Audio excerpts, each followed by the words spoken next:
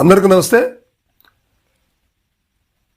ఇటీవల ఆంధ్రప్రదేశ్లో కాపు అనే పేరు ఎక్కువ కనపడతా ఉంది. కాపు సంఘాలు, కాపు నాయకులు ఒక్కసారిగా అండర్ గ్రౌండ్ అని చెప్పొచ్చు. అంటే ఎక్కడ కూడా బయటికి రానటువంటి వ్యక్తులందరూ కూడా ఒక్కసారిగా బయటికి రావడం జరిగింది. సో దీనివల్ల కాపుల్లో కొంత ఉత్సాహం బయలుదేరింది. అయితే మనందరికీ తెలిసే విధంగా కాపు నాయకుడైనటువంటి వంగవీటి మోహన్ రంగా గారి వర్ధంతి జయంతి వేడుకలు ఈ మధ్య కాలంలో బాగా జరుగుతూ ఉన్నాయి.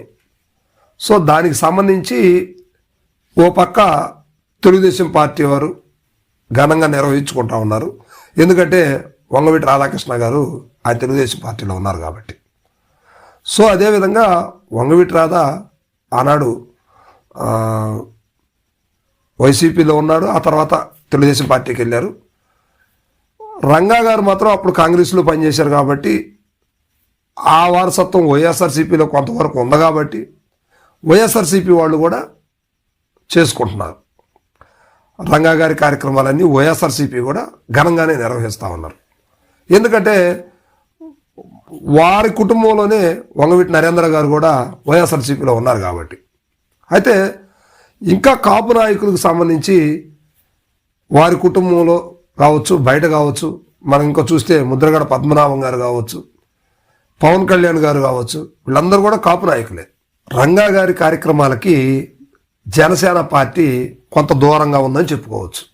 ఎందుకంటే ఓ పక్క తెలుగుదేశం పార్టీ వాళ్ళు చేస్తూ ఉన్నారు, ఒక పక్క వైఎస్ఆర్సీపీ వాళ్ళు చేస్తూ ఉన్నారు. అందువల్ల జనసేన మరి ఏమనుకుందో ఏమో, జనసేన కొంచెం స్లో అయిందని చెప్పుకోవచ్చు. మరి పవన్ కళ్యాణ్ గారు కాపులందరూ కులం పేరుతో కూడా మాట్లాడిన సందర్భాలు మీటింగ్లో మన సోషల్ మీడియాలో చూసాం. మన కులం వాళ్ళైనా ఆదరించండి అయ్యా, నన్ను ముఖ్యమంత్రిని చేయండి, నన్ను గెలిపించండి అని వేడుకున్నటువంటి పరిస్థితులు నాటి కాలంలో ఉన్నాయి. సో అందువల్ల కావచ్చు మరి ఇప్పుడు ఆయన రంగా గారి కార్యక్రమాలకి దూరంగా ఉన్నారు. మరి ఇట్లాంటి సందర్భాల్లో వంగవీటి రాధాకృష్ణ గారు మరలా వైసీపీలోకి వస్తున్నారని, లేదు టీడీపీలోనే ఉంటారనేది రకరకాల వార్తలు మనం వింటా ఉన్నాం. అయితే ఇటీవల కాంగ్రెస్ పార్టీని ఆంధ్రప్రదేశ్లో బలం చేకూర్చడానికి ఒక బలమైనటువంటి నేత కావాలి. రాష్ట్రంలో కమ్మల హయాం అయిపోయింది, రెడ్ల హయాం కూడా అయిపోయింది. ఇప్పుడు మిగిలింది కాపుల హయామే. కాపులు చేయాల్సిన కార్యక్రమాలు రాష్ట్రంలో ఉన్నవి అంటూ కాపులందరూ కూడా బయటకు వచ్చిన పరిస్థితులు ఉన్నాయి. సో ఇది కాంగ్రెస్ పార్టీ అధిష్టానానికి తెలిసినట్టుంది. సోనియా గాంధీ గారు కూడా ఆంధ్రప్రదేశ్లో ఒక మీటింగ్ పెట్టడానికి ప్లాన్ చేస్తూ ఉన్నారు.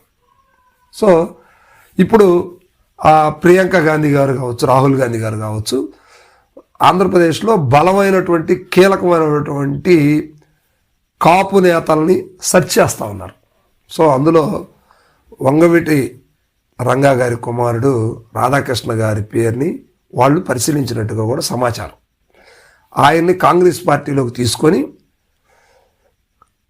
ఆంధ్రప్రదేశ్లో కాంగ్రెస్ పార్టీకి పునర్జీవం కలిగించే విధంగా ప్లాన్ చేయాలని వాళ్ళు ఒక ఎత్తుగాడైతే వేసినట్టున్నారు. సోనియా గాంధీ గారు త్వరలో ఆంధ్రప్రదేశ్కి ఒక మీటింగ్ కార్యక్రమానికి రాబోయే సందర్భాలు షెడ్యూల్స్ కూడా రిలీజ్ చేశారు.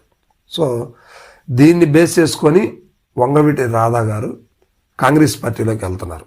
ఇప్పుడు తెలుగుదేశం పార్టీ పరిస్థితి ఏంటి, అదేవిధంగా జనసేన పరిస్థితి ఏంటి, వైఎస్ఆర్సీపీ పరిస్థితి ఏంటి? వైఎస్ఆర్సీపీలు ఎలా లేరు కాబట్టి ఇబ్బంది ఏమి లేదు. ఇప్పుడు జనసేనకి, తెలుగుదేశానికి ఈయన పార్టీ కాంగ్రెస్ పార్టీలోకి వెళ్ళటం వల్ల రంగా మిత్రమండలి, రాధా మిత్రమండలి వాళ్ళందరూ కూడా కొంచెం కన్ఫ్యూజన్ అయ్యే పరిస్థితి ఉంది. సో అందువల్ల త్వరలో ఆయన కాంగ్రెస్ కండా కప్పుకుంటారనేది బలంగా వినిపిస్తుంది విజయవాడ ప్రాంతంలో. ఇదంతా కూడా ఎలా జరుగుతుంది ఏంటని మాత్రం కొంచెం వెయిట్ చేసి చూడాల్సిన పరిస్థితి ఉంది. Thank you.